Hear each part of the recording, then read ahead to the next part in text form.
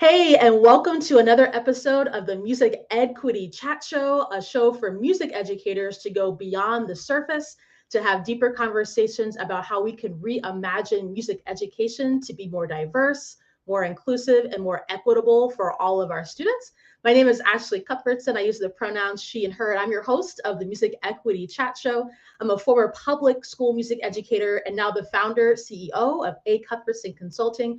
We're an educational consulting firm that partners with schools, districts, and organizations to help music and arts educators center diverse, inclusive, and equitable, culturally responsive practices so that they can ensure all learners have access to the high quality arts education they deserve. And tonight, I am so excited for our conversation around attracting, engaging, and retaining music students with Eric Jimenez. Hey, Eric. Hey, Ashley. All right. All right. Well, let's get right into it. Eric and I met briefly at a conference in Maryland a few months ago, but I have been following the work that Eric has been doing with the Score podcast with his co-host Jason McLean for many, many years. So I am so excited to get into a deeper conversation. And I hope all of you out there are going to enjoy our conversation. So let's get into it. Eric, if you wouldn't mind. Oh, hey, Franklin. Hey, what's up? Eric, if you wouldn't mind just introducing yourself and letting the people know a little bit more about who you are and what you do. For sure. First and foremost, thank you, Ashley, for the invitation to be here. And it definitely was great to meet you in person. I wish we had more time to hang out in person, but I anticipate it's going to come and it'll be in the near future. For sure. But my name is Eric Jimenez. I like to let people know that I'm a proud son of immigrants. My parents are from Chihuahua, from the Frontera, from Juarez, Chihuahua. But born and raised in Houston, Texas. Did 10 years as a public school music educator and 1 year as an administrator in Houston ISD. I'm a proud product of Houston ISD as well. And from there, I graduated from Prairie View A&M University, a historically Black college university just outside of Houston, Texas. I most recently served the past 3 years as the assistant director of bands there and a lecturer in the music department. So very fortunate of my time there. And then now I am the owner and founder of Revival Music Project LLC, a creative music ed consulting firm as well, where we house the Score podcast. And the Score podcast is one of my projects with my boy Justin McLean that we started in 2019 as a grassroots project, not knowing what was going to happen with it, what was going to come out of it, but we just knew that we should at least be some of the voices that contribute about talking specifically about urban music education, and specifically because the narrative of that was always negative, was always when folks would ask us, hey, what should I do here? And I would always hear that people give responses like, leave as soon as you can, find, the grass is greener on the other side, etc. Just that narrative that, in my opinion, that I wasn't experiencing. I was not kind of going through that thing. And so we wanted to change that narrative and, more importantly, own the narrative and reclaim it, because urban can be coded and is coded in certain contexts. But the way we use it, we reclaim it in a way to show solidarity, to express the strength and the resilience that is in those settings. And because I come from that setting, I'm really proud of the work that Justin and I have been able to do. So that it's kind of, I try to keep it short, but then, I got a lot of titles, a lot of things that I've done in my life, but that's kind of who I am right now. I love it. And I love your point about reclaiming the narrative around urban education, urban music education, because you're absolutely right. It's very coded. People often will use the word urban when they want to say other things, right? And so I love the way that you all have, just from the two of you talking, right, have truly changed the narrative. The work that you're doing is so wonderful and it's appreciated. Before Eric and I came on, we were talking just a little bit briefly about how when I started this show just a few months ago. It's just crazy to think that I just had this idea at the end of 2022 and decided I was just going to do it and put it up. And here we are, I guess 5-6 months later. But part of why I wanted to have this show was to be able to highlight the folks who are reimagining music education, like you, right? People who are really making a difference and a change.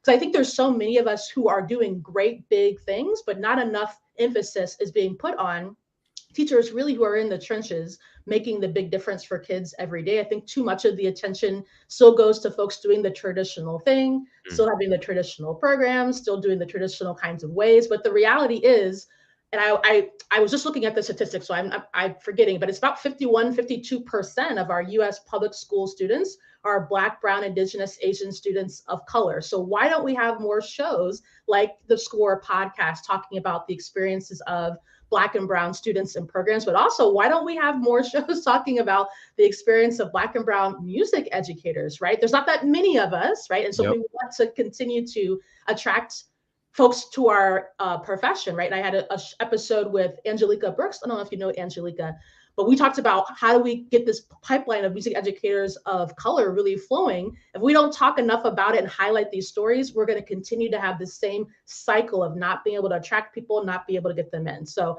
I would love to talk a little bit more about, just to think about the fact that our country is becoming more culturally diverse, more linguistically diverse, and then even our classrooms, right? And more ability to diverse.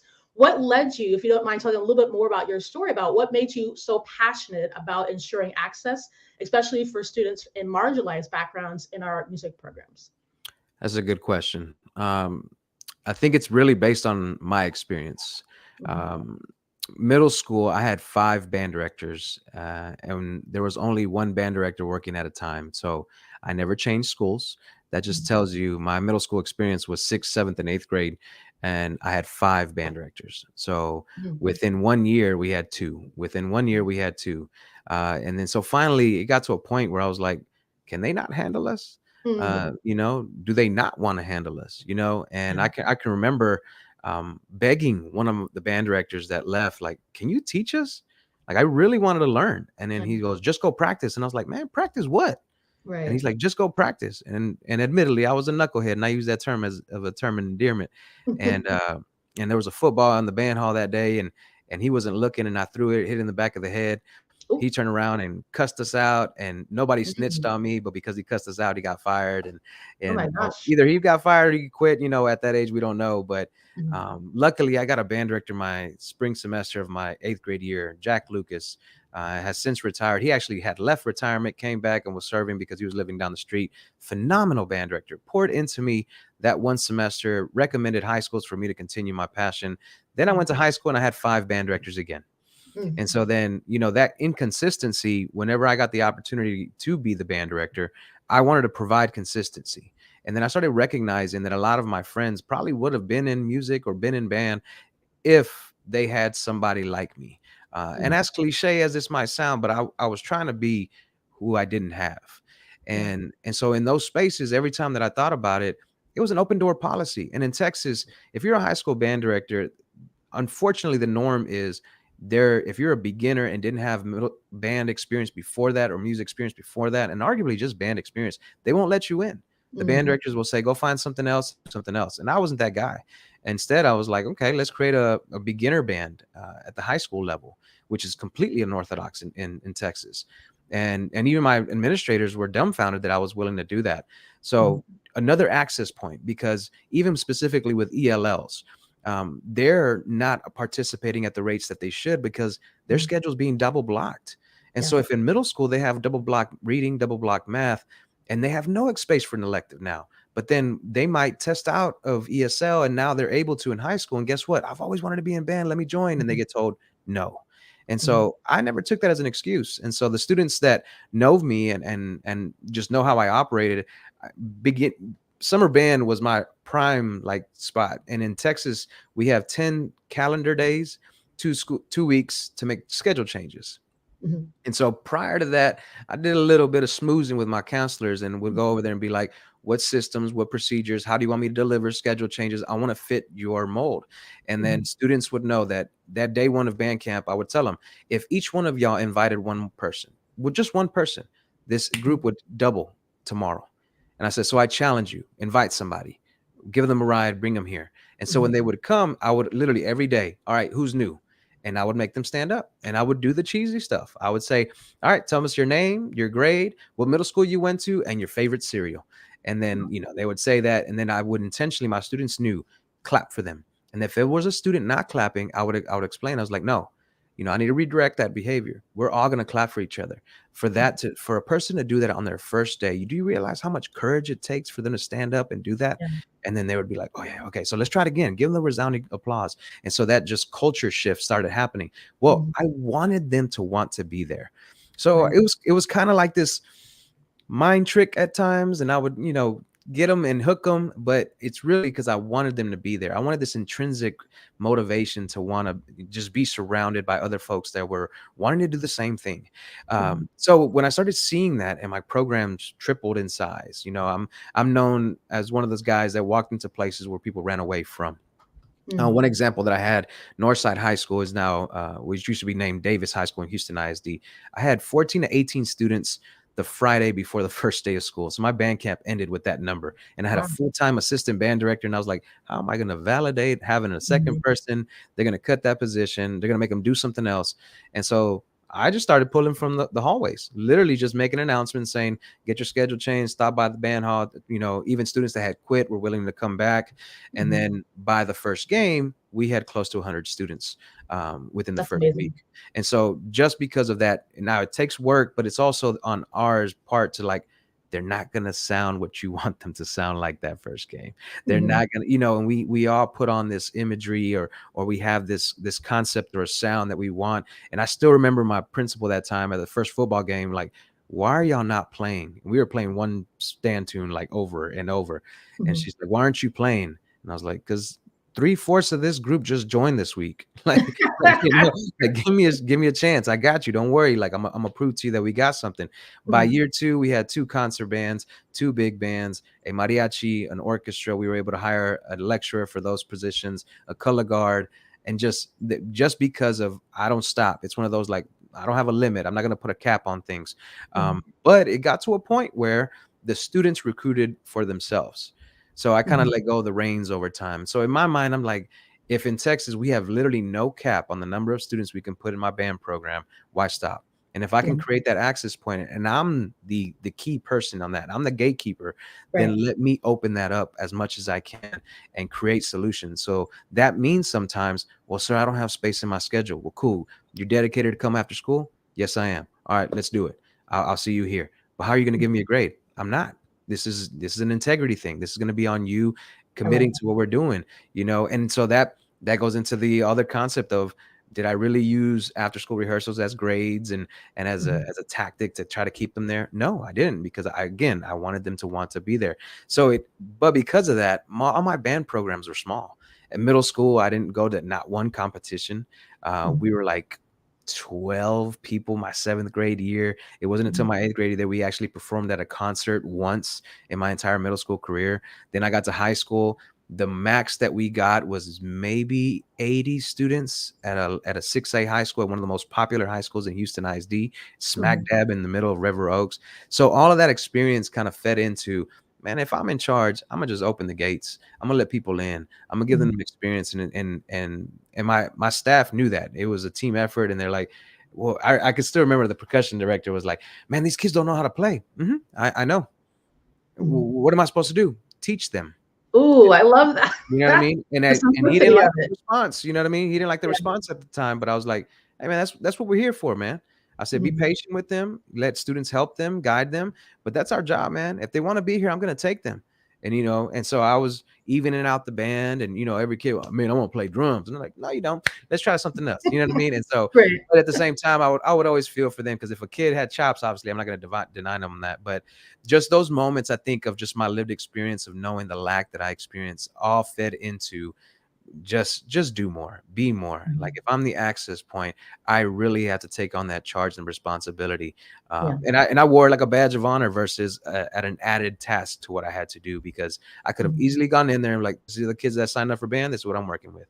So I Mhm. chose a different route, and I was successful at it, and it worked. Yeah, it like more than it worked. I would say way more than it worked. I wrote down several things because all of what you just said was like a master class in how do we center a sense of belonging for students in our programs, right? One thing that you talked about that I want to go back to is this idea of gatekeeping. And so when we talk about this attracting kids to our programs, retaining them, keeping them coming back, the idea of gatekeeping and the idea that you, the director of the band, the director of the choir, the general music teacher who designs all the curriculum, like you really are the gatekeeper. Research has told us that the person who's at the front of the classroom, like their expectation level is what's going to dictate how kids are going to interact. Like if you have low expectations, that's what they're going to do. If you have high expectations, that's what they're going to do. And so what I love what you just explained was, because you were focused so much more on the bigger picture for your kids, it wasn't about whether they could play, right? As you said to that progressive instructor, like, how about we just teach them? Like, that's what we're here for. That's what we're here to do for, right? Like to actually teach the kids. I love this idea of really embracing that I am the gatekeeper. So how can I keep the gate as wide open as possible so that every kid who wants to have some sort of access point, we're going to create an access point for them to do that. One thing though, that I was thinking of as you were talking about it was, somebody listening to us right now might say, okay, that's great for him. How would I be able to have the time or know my students well enough to be able to even know like what access points they would have? What would you say to a teacher who's saying, that sounds nice for Eric, but how would I be able to do something like that? What would your response to them be? So, we use the acronym BOX, but in Texas, we refer to it as band, orchestra, and choir. You got to think outside the box. And so that, meaning is twofold there. You really have to think of what in our profession, unfortunately, is unorthodox practices that will get those students there. I would get on the microphone at a pep rally, the first pep rally that we have at the school. And I'd say, and the band just played. And I was like, all right, if you enjoy what you just heard, if you have any experience playing an instrument, or if you don't, if you can count to 4, yeah, better yet, even if you can't count to 4, come and talk to me. Stop by the band hall, bring a friend, even if you're shy, that kind of thing. So I would do that. Then announcements over the loudspeaker and posters up. And so I did that heavy my first year, my second year. By the third year, I started actually not doing as much of that because the students themselves were the ones bringing in the kids, and they knew they would knock on my door. Hey, Mr. Jimenez, they want to join, and they'd walk away because they knew I got it from there. I'm like, all right, what are you doing after school? And it'd be right at the end of the school day. Nothing, sir. I'm like, cool, go outside. I'm like, I'm sorry. I was like, can you stay for rehearsal? Yeah, but I don't know what to do. No big deal. Do you want to stay? Yeah, I need to call my mom. No big deal. Call them. Get permission. I'll see you outside. And then as soon as they go outside, I make the announcement. Hey, we got a new student today. Give them a round of applause. Even if it's already the second week of school, we've already had a football game. So again, unorthodox. Instead of thinking, oh man, I got to do another schedule change, I just block time in my schedule in my day and create systems and procedures to make sure I follow those things, and saying, all right, by tomorrow, I got to add this schedule change and send it up to the counselors and add it to the list. So all of those practices, I wasn't taught in undergrad. I wasn't modeled that in my lived experience. It was just, okay, if I see a student wants to be here, I got to figure out, as the adult, the one with the college degree, I need to take on that responsibility, go and knock on the door of the counselor, knock on the door of the AP and the principal in charge, and saying, hey, what's the best way of me doing this? What process would you like for me to follow? And at every school that I worked at, it was different. Some counselors, I want the roster digitized with X, Y, and Z. I want a hard copy as well. And I'm like, cool. And I would do all of it. So that way they could say, you didn't give me the information. And then on top of that, being an assistant principal for a year, I was in charge of 330 students at the 7th grade level. And I had to do all of their schedules. So I knew how to do schedule changes. So they didn't like that part about me, but it was one of those benefits of like, would it help if I did the schedule changes for you? Like, I already tell you what classes need to be swapped out, and that way you just have to go in and plug in. And they're like, actually, yes, that would help. And then again, once they do that, you got to be the one that goes and honors what they just did. Even though that's their job. This is what they get paid to do. Man, remove that from your vocabulary. Go over there and give them, like for us, it would be a band shirt. And I would have my drum majors go and deliver it, or I would deliver it and say, thank you for helping us out, And so some people would call that politicking, but I would just say that it's taking care of your people because they took care of you. And so now when they're in the crunch, and that happens at the beginning of the school year, kids are transferring in, kids are transferring out, their schedule changes, parents are calling, etc. And so they're like, but I got to take care of my band director. I got to take care of my choir director. I got to take care of my music teacher because they're important. They're a singleton in the schedule. This is highly important versus I'll get to that later. and then and then you pass the deadline of schedule changes. Now the kid's not in the program, and you're in the risk of them not being involved. So in all that, it really is you yourself in your own contextual space, your own organization, your own school, your own building. Like I said, on all the schools that I worked at, it was always different. It's about you finding out what way do we do that and go and just do it. And break down those doors if you have to, but do it in a way that you don't burn bridges, but just be persistent, because at the end of the day, you're benefiting the student. Right.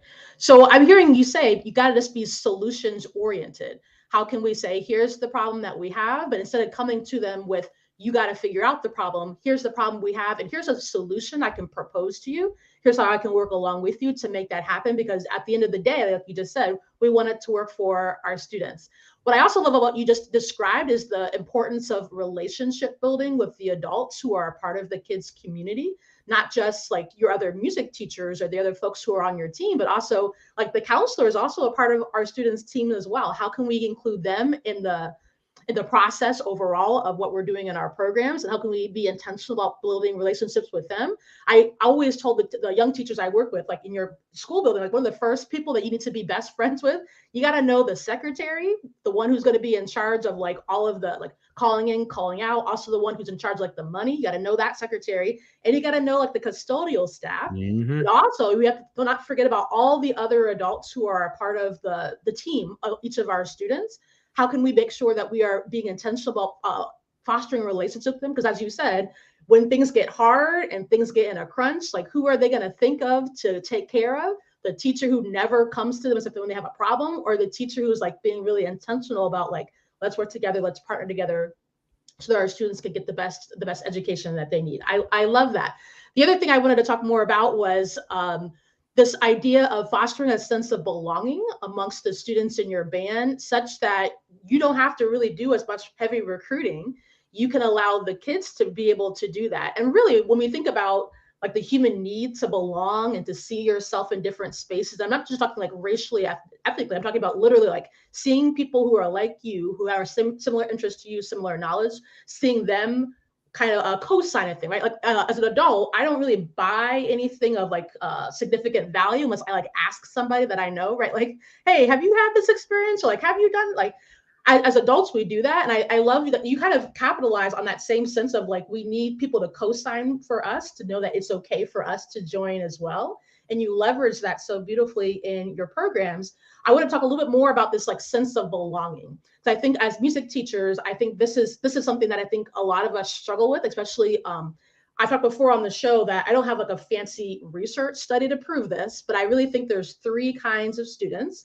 Students who are just like us, they're excited about music. They're going to be in the band program, the choir program, whatever you have. Like they're the ones who, when you look out at your class, their little eyes are like always shining at you. They're just so excited. Like it doesn't matter what you're doing. A lot of us were that kid, right? I know I was that kid. The second kind of student is like the one who is like a little wishy-washy. They're the ones who they'll be in the band program if their friend co-signs, right? Like if somebody else similar to them is saying this is a good place, they'll be in it. But if not, they're going to do something else, probably still something music related. And then the third kind of kid are the ones that you so beautifully were able to get in your program. But a lot of us, unless we teach a compulsory or mandatory classes, we don't ever see them, because they don't see the point of music learning in schools, not because they don't value music, they do. And when I learned, especially in my own experience, those are the kids who are most likely to be like publishing and producing their own music, like putting it out on the internet, like actually creating music. But we're in my class talking about why do we have to do music kinds of stuff. It was because I wasn't making it clear and explicit why music matters, right? And so I don't have a fancy research study, but I really think that is what we are experiencing kind of across the board. And I think the most successful teachers are the ones who recognize, like you have, when we center the kids who are most marginalized for whatever reason, and we make the access be about them, actually we make access for everybody, right? And so I love that, especially the leveraging of belonging that you did in your programs, y'all come kind of energy of like, hey, just come on, we'll figure it out. I love that this fosters a sense of belonging, because I would imagine if I was a student in your program who maybe in middle school I didn't participate in band for whatever reason, but I wanted to, and now I'm in ninth grade and I really want to play the flute and be in the band, I would imagine how intimidating that would be to want to step into a classroom or a place where it feels like other people are ahead and I have to catch up. But if my friend is co-signing this and my director is saying, hey, we'll figure it out, I can only imagine the sense of belonging that that fosters. And then your kids become like your best advertisers, right? And so I wonder if you have any other tips that you would give to other directors who are looking to move away from this traditional kind of exclusionary practice of, like, especially at the high school level, as you said before, a lot of times, and I see more people who are creating like beginning bands and finding other ways. My high school band director actually did that, where there was like a beginning band kind of option for kids. But I think overall, that's a very unusual thing, but it shouldn't be, right? Don't we want to teach kids music, and don't we want them to be involved? I wonder if there's any other things that you would want to share around how you foster that sense of belonging with your kids once they were there, because once you get them in the room, now you got to still retain them, right? How do you keep them coming back year after year? So there's so many stories I can think of. I'm gonna speak about Heights High School because I attended my former student. His name is Chuy Martinez, Jesus Martinez. He just had a senior recital at Prairie View A&M University, about to go into student teaching. And he was a freshman whenever I took over Heights High School in 2016. And I did a scavenger hunt the first week of band camp. And by section, I gave them just things they had to do, like literally spell out the letter H with another section. Find the word pride in the school and point at it, and they had to send all those pictures in our I think we were using GroupMe at the time as our band communication app. Just those little moments that of not making music that I provided this space for, and letting them get to know each other, and then and myself as well, and our staff to be able to kind of sit back and watch them be kids. Enjoy just high school and the demands of life.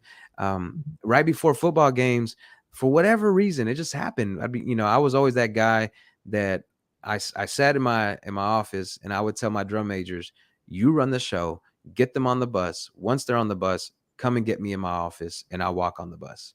And I ran a really tight ship. And so, but before, the buses would get there, they'd be delayed sometimes. They started doing like a little mini quinceañera with a doll in Heights High School.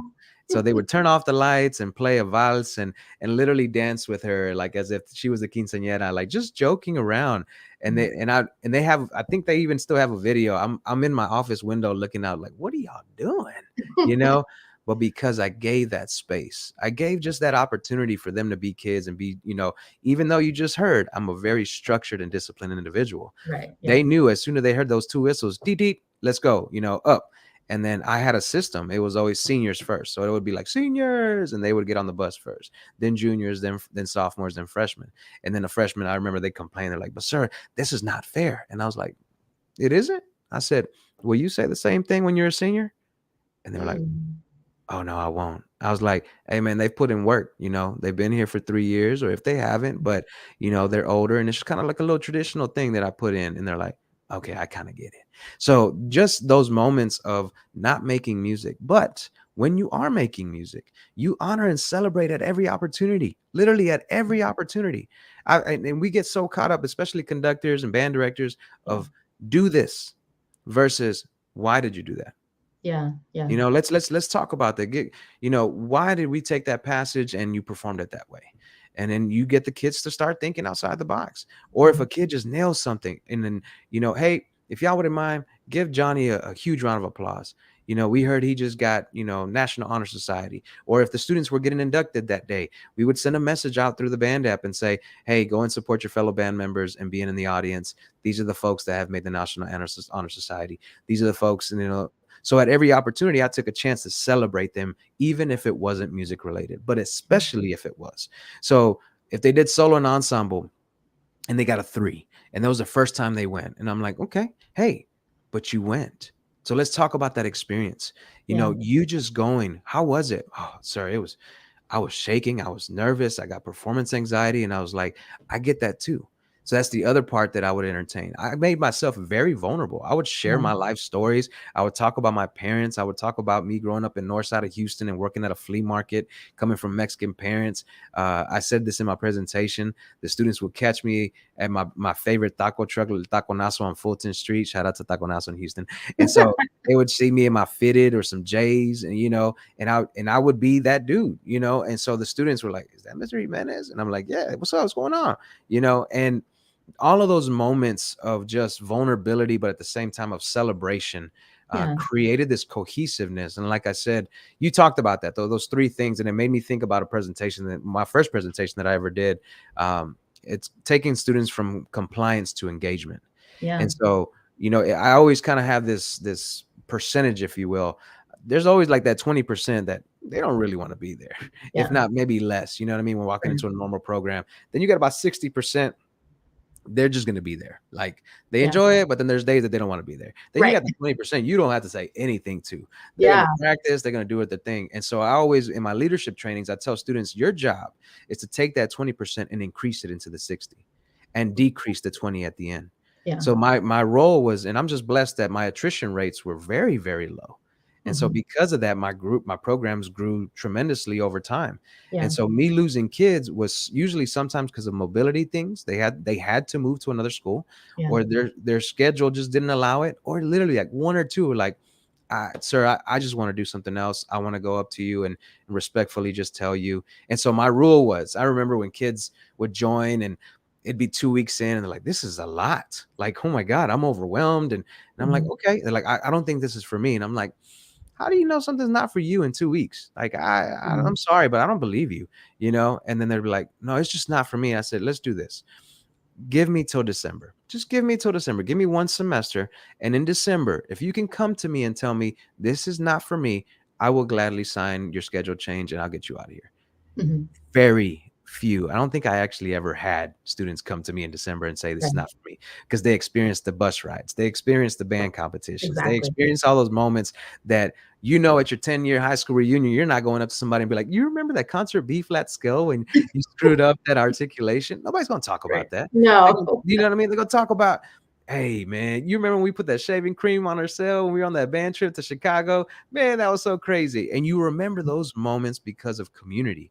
And Right. so my biggest thing was like, if I can control that community, and I was the facilitator, if you will, I Mhm. would play music when, the beginning of the day of the band camp, it was like up tempo, up lively music. Me being a DJ for like 15 years, I Yeah. knew to set the mood instead of, they're coming in with still cobwebs in their eyes Yeah. and tired. And if I gave them the opportunity, they would fall asleep on the spot. But those moments of just celebration of arguably, it was this like overly too much positivity stuff that some people would be like, this is just fake positivity and toxic positivity. But Yeah. no, it was genuine because I knew they had a lot of inconsistencies in their life. And so Right. if I could be that person that at least acknowledges and celebrates at every opportunity, and I would redirect language sometimes. Well, my parents won't be here. They don't care about this. And I'm like, whoa, Mhm. let's stop there. It's not that they don't care, it's that they don't know how to care. Mm. And they were like, what do you mean, sir? And I said, man, my dad loves me and I know that, but very few band concerts did he attend. He Yeah. was always working, and I didn't figure that out until my senior year, where I went to a band concert on my own. I was driving and I got home and he's like, where are you coming from? I said, a band concert. He's like, who did you tell? I said, nobody. For what? You don't go? And I thought I was bold. Mm. I thought I was strong. And he Yeah. sat me down and he's like, show me the manual. And I'm like, what? What are you talking about, Appa? He said, show me the manual. And I said, I don't know what you're talking about. He said, Mm. show me the manual on how to be a father. Ooh. And I was like, uh, uh, and he goes, that's right, because there isn't one. He goes, you have to understand something about me. I thought I was trying my best. He's like, I'm Mhm. coming from an abusive alcoholic father. And so in my mind, I'm killing myself at work so you don't go without. And Yeah. it blew me away because I went to a very affluent high school, even though there was a lot of lower income kids there. Yeah. I would see their parents. I would see them in the stands. I would see Right. them picking them up. And so in my mind, I'm thinking, why can't my father be like that? And Yeah. instead, he was doing what he thought best. And so that cycle continuously happens, especially with Yeah. immigrant families that come with that work ethic and that drive, that assume like all I have to do is work to provide my family. So I Right. had a lot of those students that were literally experiencing the same thing that I went through as a child. And so I would sit them down and saying, hey, don't make your parents wrong for what they don't know. At one Mhm. point, because if you hold this resentment and you have children, they're going to be that overly involved grandparent, and then you're really going to be upset as Yeah. to they weren't in your life like that. Mhm. So let that go, and then when that happens, you're going to be the parent that is at those band rehearsals, concerts, and games and those kind of things. And it's happened. Like I'm seeing it right now with some of my former students that are now parents, and they, and those kind of changes. Mhm. So I'm if you could, and I can accredit my language to my father. So Yeah. he's always an optimist. He redirected any type of deficit conversation that I had. No tenemos dinero. We don't have money. And he would say, like, what are you talking about? We don't have money now, but didn't we just work? I'm not getting paid this weekend. And I'm Right. okay. He would even always tell me, like, you're not getting punished. This is a consequence because the result of your actions. And I'd be like, Yeah. okay, dad, like whatever. And at that Mhm. age, you don't want to hear it. But now as an Right. adult, I can literally call him and be like, shoo, I learned so much from you. And I still am learning from you. Mhm. And I say this on the podcast all the time. So I honor my dad to the fullest. I love that. I love that. And I think one thing that I think is really wonderful about the experience that you were able to bring into your band program with your students is the literal cultural experience that you had, that I'm sure mirrored not all of the students you had, of course, but many of their students. And I think sometimes it can be tough for music teachers, one, to be as vulnerable as it sounds like you were with your students. And as you said before, and I completely agree, because even for me, when I realized that my students just wanted to know I was a real person, that's what Right. they really wanted to know, like that I'm a human being, I am imperfect, I do weird things, I'm quirky. When I realized that, I leaned into like sharing like the things that I was doing. It helps them to cleave to you more, right? Because something, people always boil down like, culturally responsive teaching and relevant teaching to like race and ethnicity, but a lot of Mhm. it is just like all the different multifaceted parts of your identity.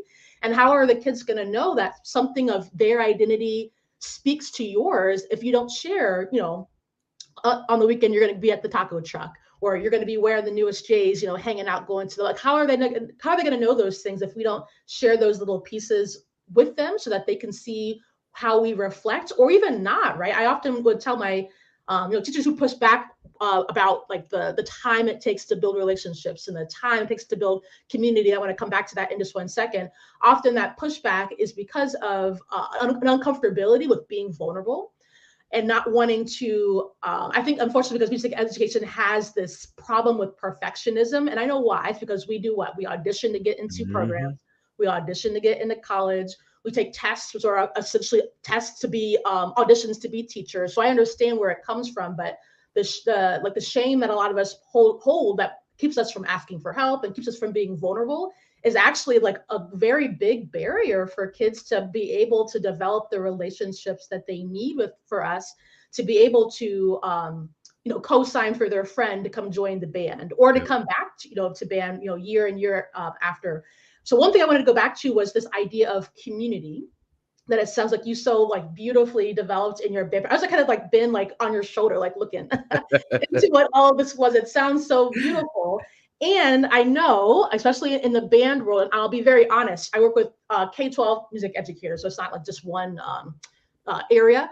Oftentimes, the biggest pushback I get is from the band teachers because, and I know why, because so many of them have this idea of like what they want their band to look like.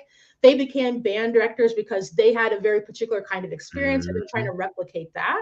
And again, that perfectionism, right? And so a lot of the pushback I get from my band teachers, and I love them, but they push back on like how much time it takes away from being ready for the performance. And I know there's so much pressure for like adjudications and festivals. And so I'd love to talk a little bit more about the the centering of community in the face of all of these traditional pressures to perform at concerts, to be at the football game, and maybe three-fourths of my band are just chilling there because they just joined. The pressure to still focus on the community piece and why that's the important place we need to focus our attention versus on the festival, the adjudication, the concert, the this and that and the other. So it can take a lot of time, but it's Yeah. worth it. And it's Mhm. worth it because it gives you more time to actually work on the music that you need to. That's Uh, it. That's exactly what it is, right? because if you, It is. and I can still think of his name is Larry Ward, and he's a elementary music educator, band director specifically in Houston ISD. And I got my first summer job before I went to student teach with him. And I remember he stopped rehearsal, and this is the first person I've seen do this, like in an elementary school, fourth and fifth grade band. And he stopped the rehearsal and one clarinet, and he stopped. And I remember he said, "Tuba, I want you to listen to what I'm saying to her so you can repeat it after me." And he sat next to her and he's like, "All right, go ahead and play that passage for me again." Stop the whole rehearsal. Every student says, "Sit at check. Don't talk real quick. Let me talk to them." And Mm. said, "Okay, do this, this, that. Try it again. Try it again." And I'm thinking to myself, like, how can you stop for one kid? Like, let's keep going. You have the whole band. You got to keep rolling, given off of my lived experience, you know? And then, so at lunch, I would always pick his brain. I said, "Mr. Ward, why did you spend so much time with that one student?" And he said, "Because I'm not going to have to spend that much time with her later." And it just hit me. And now he's like, I fixed it on the spot. Yeah. He said, "My kids don't have private lessons, man. So if I tell them to go fix it, yeah, they can go try to fix it. But if I can at least assure myself," and he's like, and I said, "And why did you ask the tuba player?" And he's like, "Oh, that's my knucklehead, man. If I hadn't told him to listen and pay attention to what I'm saying, he would have started messing with somebody else." He's like, "It's a classroom management trick." Mhm. And so that moment of like, just wow, it's worth it to invest into these Yeah. students, because then you can pull more out of. And if you can remember what I talked about, the emotional bank deposit, the Stephen Covey model in my presentation, Yeah. it's worth it in a sense of like all those opportunities of you pouring into the student. And Mhm. admittedly, like I told you, I was a very stoic music educator, so all those videos where you see teachers giving individual daps to students, that wasn't me. That wasn't me either. And That so wasn't me shout either. out to them. But I was the guy that I walked out of my office, sat on the podium, and I would put my hands up in a silent just start, boom. And they knew, like, you better be ready by the time Mr. Jimenez comes in. And we Mhm. would warm up, and I would stop and say, like, "All right, hey, shout out to anybody got something. What did y'all do this weekend? And how did things go for y'all?" And I would share with them, "Hey, I just came back from Mexico. I took a trip. I went to San Luis. I got to hear a banda in person." Even if it took that little bit of time in my rehearsal, those moments of like, drop it in, make it personal, find out what they're doing, acknowledge them, celebrate them. And I get it, because we're so drawn to, I got this next thing I need to get to. Right. But getting to that next thing is going to be like dragging them, and it's Yeah. going to taxing on yourself Yeah. versus them joining you on that journey. And so now in the latter part of my career, I really got much better at enjoy the process just Yeah. as much, if not more, than the Yes. product. And so because band directors specifically are so product driven, that Yeah. we forget that a marching show of 8 minutes is really 3 months of preparation. And Mhm. so when you look at that time of 8 minutes, it's minuscule to the Right. 3 months that you just spent with those students, developing them as people, as musicians, as Mhm. marchers. And so I really got to a point where I was like, I'm going to enjoy this part too.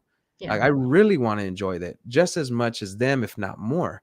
And so that music making experience changed my narrative, changed the way I Mhm. speak, the way I talk. I was less do this versus, okay, if this piece was a soundtrack in your movie, what is happening in your movie right now?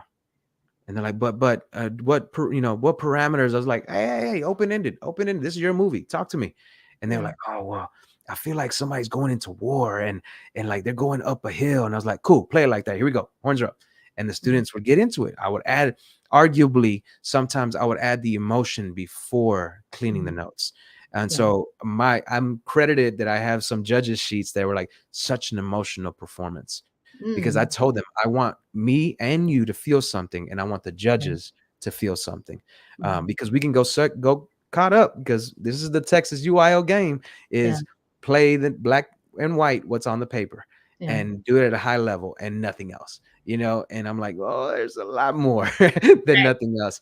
So I can empathize with my colleagues that say, I don't have the time. Okay, then make the time. It's worth Yes. Yeah. Yes. Yeah, and I love that because I feel like that speaks to the bigger purpose I would hope of why we're all doing what we're doing, which is, are you doing what you're doing just to teach kids how to like play the F major scale, or are you doing what you're doing to help kids learn how to connect and communicate and learn life skills through this beautiful vehicle that we have of music?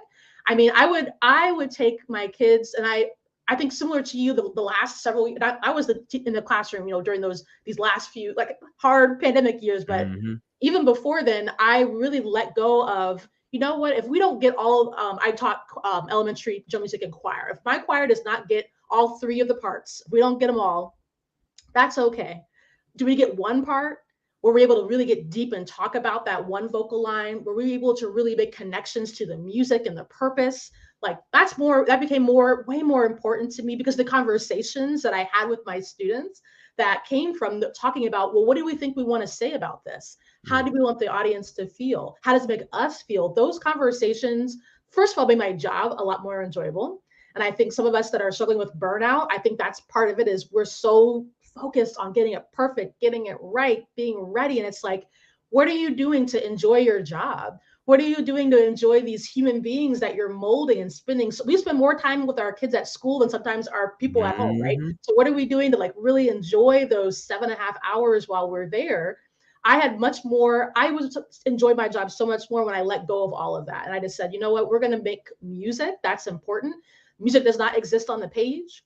Because music is oral anyway, right? But it really doesn't exist on the page when we think about the purpose and the things that are behind it. And I think when we really consider like what keeps kids in our programs, especially, I don't really think a lot of our kids stay in music because they really want to play the trill on the flutes, or I don't know why I'm thinking of trills and flutes. I was a flute player. I don't think they stay in band because they want to play like in a 3-part chorale, right? I don't think that's what motivates most of our students. There are some kids that is very motivating, right? And I think I was a little bit of that kid. Like, I love like the nerdy music part of it. But also when you're talking about like, what are we going to remember at our 10-year high school reunion? When I think back to like my high school band experience, what I most remember are like us going to, Busch Gardens and performing, but then going to the park and like all of the adventures and crazy like shenanigans my friends got into, and like our band director wasn't watching us. Like, that's what I remember. I remember like the being on the bus and like the craziness going on. Like, I remember that way more than like what actual pieces we played. I don't really remember a lot of the pieces we played. I don't really remember there's so much that I don't remember exactly like the musical part, but I remember the memories, the community that I built. I mean, so to this day, the people who are most important to me in my life, I met through music, some kind of way, some kind of connection. And I think when we can really consider that part being important, and I think even the most stoic among us, I think that they still have those moments, right? I think when we can focus more on that, that's the key to answering the question, well, how do I get my numbers up in my program? How do I make sure, I don't know if this is true in Texas, but here in the DC area, a lot of times, I mean, probably is across the nation, if you don't have enough kids in your program to justify having a full-time, choir director, then you're not a full-time choir director. You're either going to be cut or you're now itinerant, moving from school to school, right? And so I think when people ask me that question of like, what are we going to do in this like weird, not quite post-pandemic kind of situation? How do I get my numbers up? I think so much of what you shared about building that community, making sure that you're vulnerable enough so your kids know that you're a real human being and that there's pieces of your identity that are the same, or that they can at least identify with.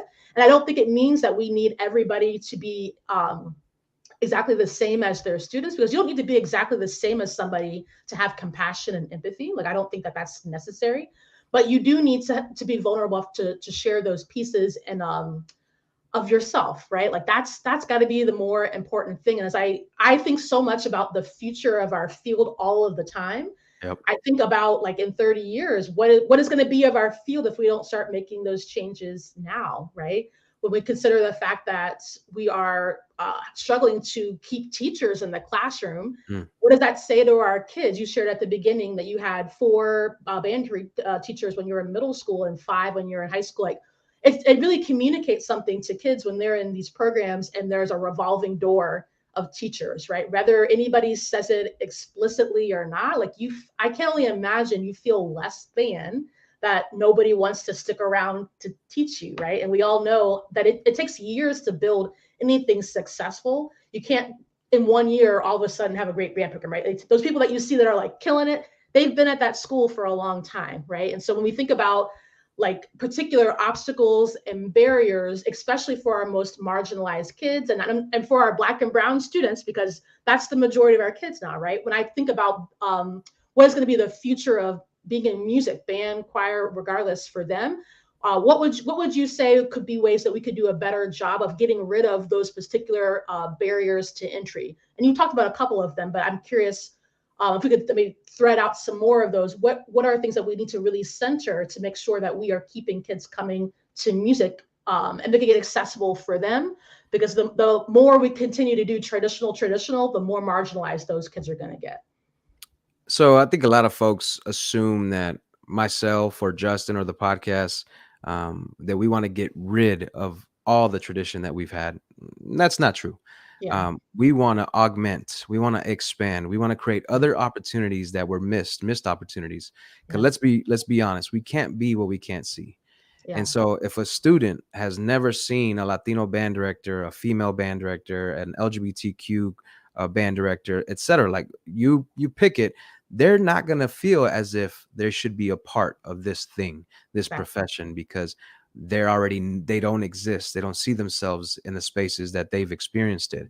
So by doing so, you have to be creative as well and unorthodox, because I served a majority Latino, but specifically Mexican population. I always try to find ways that to before the pandemic, to program music that was reflective of my students' community and their lived experience. And so my march was always a Spanish march or a South American march. And I would have picked more Mexican marches, but like Zacatecas was there, but it was at a level that my students were playing a lot higher at. And so I would pick Spanish marches. For my big band, I would always close with a Latin closer. Nice. But what I would do is I would take the drummer off the drum set and go strictly Latin percussion. So we're doing the tumbao, we're doing the clave, we're doing the cascara pattern on the timbales.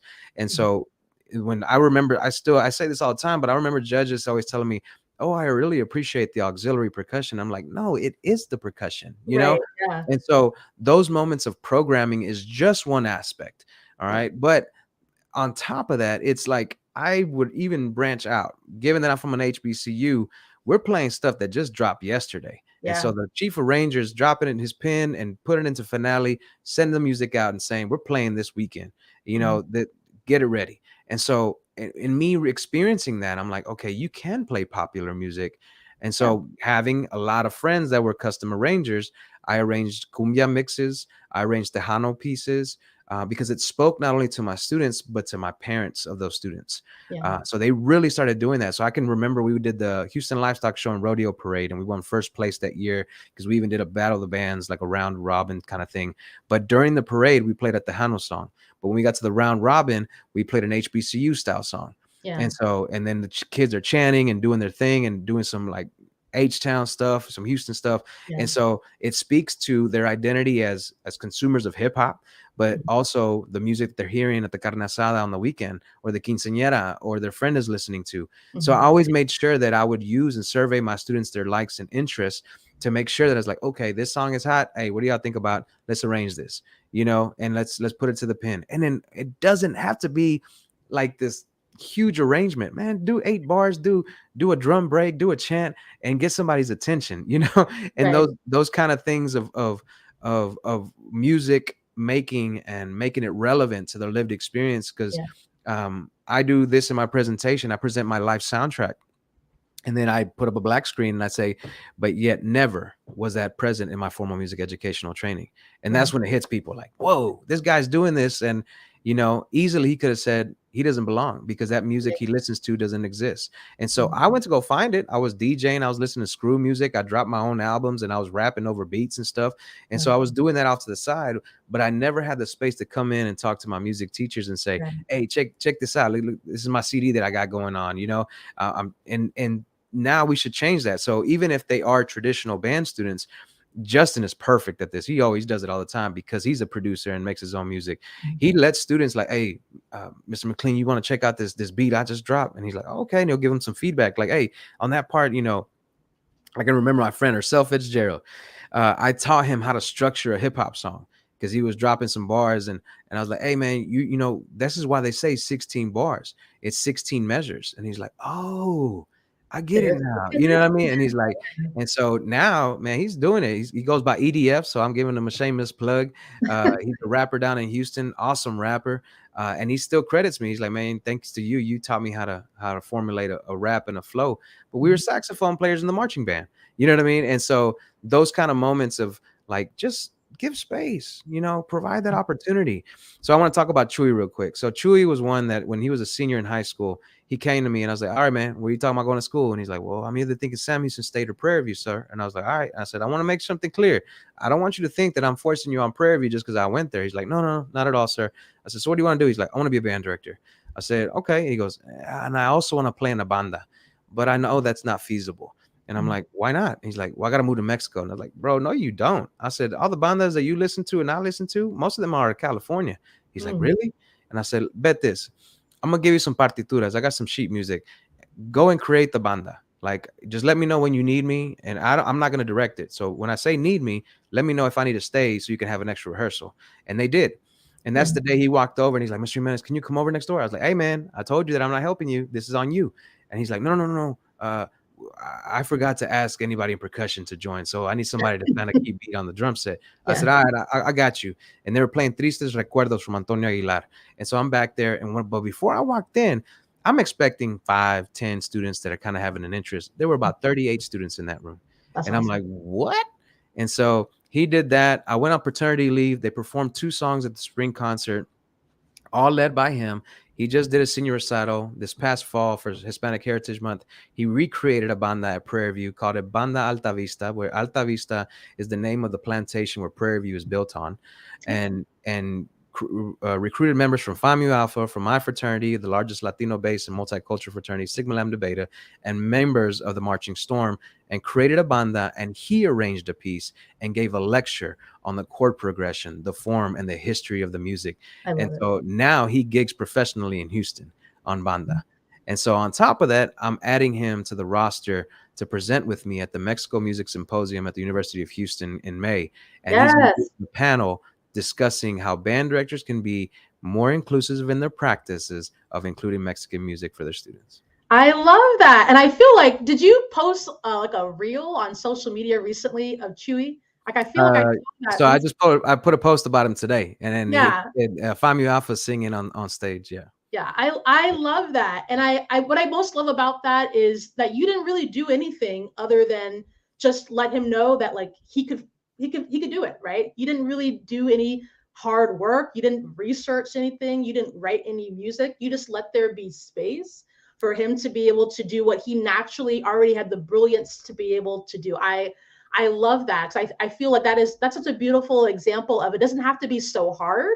I think we make it so hard of like, we have to get rid of and give things up in order to be inclusive. But actually, that's the exact opposite of what being inclusive means. Being inclusive doesn't mean giving up or taking away. It means literally making space so that everybody can be inclusive. So how could we wrap our arms around a larger frame of reference for our kids instead of feeling like we have to have so much control over that? And it was better than fine, right? He's like, his whole life is with a slightly different trajectory, right? If he had just had this narrow, well, I guess I can be a band director and maybe like on the side do banda, like his whole life trajectory would have been different versus him really being able to do what lights him up and what his zone of genius is. I love, thank you so much for sharing that story. I remember you told that story. I've heard that story before, and I love it every single time. So I think it's such a clear reason of we don't have to give anything up, right? You're not, no one's stealing from you. We're just asking you to make more space for all of the brilliant things that your students already have within them. I love that. Thank you for sharing that. So as we kind of get to the end of our time, our hour flew by, Eric. Well, one thing I was going to say, I went to I did marching band. I went to a very traditional, like PWI kind of marching band, but I always secretly wished that I was in an HBCU. And even today, I still like watch the videos and things. I wish I had gone to an HBCU. And I share that because when I was growing up, even though I am a Black woman, was a Black student, nobody ever kind of showed me that that was even an option for me. I don't know that we highlight HBCUs as a viable option for students for college enough. So thank you for putting that in our conversation as well. Because I think too often HBCUs don't get the props that they do of being a cultural mecca. And I think one thing that HBCUs do so well, because now of course I have so many friends that are like HBCU alumni, and I'm like, I wish I was with them at the cookout. But anyway, I think one thing that HBCUs do so well is being a place that already demonstrates to everybody else what it looks like to be widely inclusive of different experiences, different cultures, different ways of being. And although obviously they center the Black experience in America, I think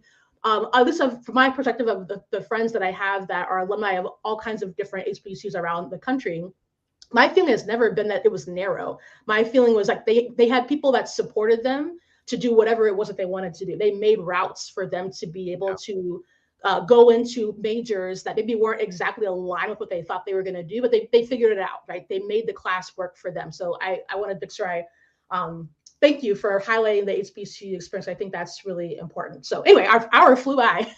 So the last thing I wanted to ask you before we go is, so as our conversation today is about how do we attract, how do we engage, how do we retain students in our programs? What kind of parting pieces of wisdom would you give to anybody listening here live, listening to the recording? What parting pieces of wisdom would you share with folks who are still thinking that it's hard to be able to get kids to be in their programs to increase those numbers, right? What parting things would you leave them with to let them know that not only is this where we all need to be moving towards, but it's possible for them in their programs too? So I want to first say, and I don't want to create a mirage or this fake sense of reality. It is hard, Yeah. but I'm going to reiterate, it's worth it. It's going to take time and effort on our part to be creative, to be unorthodox, to think outside the box, to create those solutions, because we're the gatekeepers. We're the ones that are able to get those students into our classrooms, to our music programs. So it can be daunting. So if you are in isolation, you're on an island, you don't have community within music educators, I would say to find a mentor, find somebody to speak to, find a sounding board. Sometimes you just need a vent. I get that sometimes. Yeah. So I'm not against those things, and I invite it. And if it's my podcast that you come on and listen to and absorb some of the things that Justin and I have been able to do, and the countless amazing guests that we've had on the podcast, we're nearing 100 episodes, and listen and absorb, because what we've done might not work in your context, might not work in your space, might not work in your part of the country. But there are people that we've interviewed that it might be applicable to your content, your area, your organization. So I want to say to be patient with yourself and others as you go into finding out what's the best way to increase your numbers, and then admit you made a mistake too. This is big. Yeah. We as adults and as people, we're hard to just say, man, I should have done better. I could have done better. And so when you get to that point of reflection, of knowing and acknowledging that you could have done better for another student the last year or in the past, or even in the program that you have now, then do better now, because you know to do better. And so that's where I'm saying, give yourself some grace and some forgiveness to know, it's like, be reflective, but then know, man, I messed up, but keep it moving and see if I can correct that action with the next student. Now I know what to do. So be patient with yourself and others. And I know it'll be successful. And that's the true joy I've had in my career, that I run into students. My mariachi played for my nephew's 15th birthday a couple weeks ago, and Dennis was playing, and I acknowledged him, and he came up to me, and I said, "¿Qué onda, Dennis?" And he's like, "Man, I didn't think you were going to remember me." And I'm like, my guy, like, come on, dude. Just those moments of connection. My mom just brought it up today. She's like, "Do you have that happen to you?" And I was like, yeah, whenever I see my students, they always, try to say what's up, and I acknowledge them. And I usually remember their names, or, what school and what year and those kind of things. And so because I was invested into the person versus the actual music making, because if you do that, the music making will come. It will. It will. That is so beautiful. If you do that, the music making will come. I love that. Awesome. Well, Eric, thank you so much for coming on the show tonight and sharing your wisdom about how to better attract, engage, and retain our students. I know I learned a lot from you sharing, and I hope that I know our listeners did as well, from just the wealth of information that you have. So I want to leave a little bit of space for you. I know you got lots of exciting things happening in your business and the different things that you've going on. So let the people know, where can they find you? What kinds of things do you have going on? So my personal pages on my socials are at Jimenez, Jimenez, with my letter E86. So I think I'm at like 5,000 friends on Facebook. So hit me up on Instagram or Twitter. We at Pod the Score for the Score podcast. We're on Facebook, Instagram, and Twitter as well. We're on every streaming podcast platform. Revival Music Project LLC is my personal business where the Score podcast is housed under. From there, we actually do consulting, we do clinics, we do PDs, leadership facilitation, etc. I'm increasing that roster of folks that is going to be offering that as well. And I'm very specific and kind of picky a little bit on the folks that I put under that umbrella, but I know they're of value and I'm amplifying their work. So that'll be coming soon where I'm going to be releasing some new folks that are joining the team to offer that. Justin and I are doing professional development now for school districts for all fine arts teachers. That's something we've been doing now within the last year, and we do it virtually and or in person. And so we're looking forward to Corpus Christi ISD. We got Pflugerville ISD here in Texas. Shout out to Hayes and New Caney ISD here in Texas. So all these opportunities have been a blessing and an opportunity to share with some more folks. And I guess I can go ahead and drop it a little something too. If you follow me already on social media, I had said I'm going to release a new project that I'm going to do under a Revival Music Project. I'm going to drop a new podcast that I'm creating called Sabor y Ritmo, which is a Latino arts podcast on music, art, and dance. And it'll be dropping pretty soon. And so I'll be releasing that under Revival Music Project as well. Awesome. I cannot wait for this. We were talking before we came on that there's not enough folks highlighting the experience of diverse cultures, diverse music. It's the same conversation over and over again. So I am so excited for your new project and all of these great partnerships that you and your folks are doing at Revival Music Project. I love it. I love it. Awesome. All right. Well, thank you again, Eric, for being on the show. This was so good. And I'm sure our paths will cross again in person, but if not, the virtual world is good enough. I know. Right. This was a great conversation. Yeah, thank you for being on here. And to all of our listeners, thank you all so much for listening in. And those of you that continue to support the work that we're doing by sharing with other folks. If you haven't yet, though, make sure you hit that subscribe button if you're on YouTube and follow me on your favorite social media platform. And also be sure to share this episode with a music educator that you know needs to hear this message. The best way, as always, to keep up with the work that we're doing at Cuthbertson Consulting is to be in our email list. Every week, we send out notifications about this show, as well as the articles that I write. And every Friday, I send out my weekly notes email newsletter. So if you're looking for resources, that's the best way to make sure that you get that information. If you head over to our website, ashleycuthbertson.com. And while you're there, make sure that you also hit that button for booking your consulting call with us. As I said before, this is a great time to reach out and invite us to support the work that you're doing, your music teams for next year. And we're booking for the summer and next year as well. All right. Well, thank you again, Eric, and everybody out there for listening. We will see you again next time on the Music Equity Chat Show. Bye.